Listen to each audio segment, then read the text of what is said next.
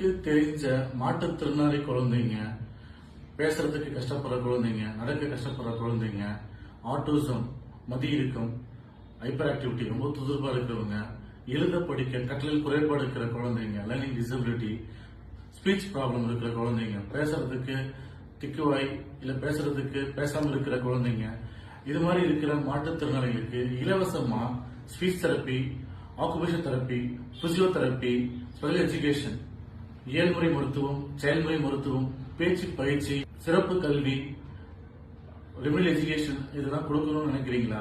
இத இலவசமா கொடுக்கணும்னு நீங்க நினைச்சீங்க அப்படின்னா அதுக்கு ஒரே தீர்வு, முதலமைச்சர் விரிவான காப்பீடு திட்டத்தின் கீழே எங்க சென்டர்ல நீங்க ஒரு பைசா கூட செலவு இல்லாம அவங்களுக்கு இலவசமா ட்ரீட்மெண்ட் கொடுக்க முடியும். அந்த ட்ரீட்மெண்ட் மூலமா அவங்களுடைய வாழ்வாதாரத்தை முன்னேற்ற முடியும். அதுக்கு செய்ய வேண்டிய சில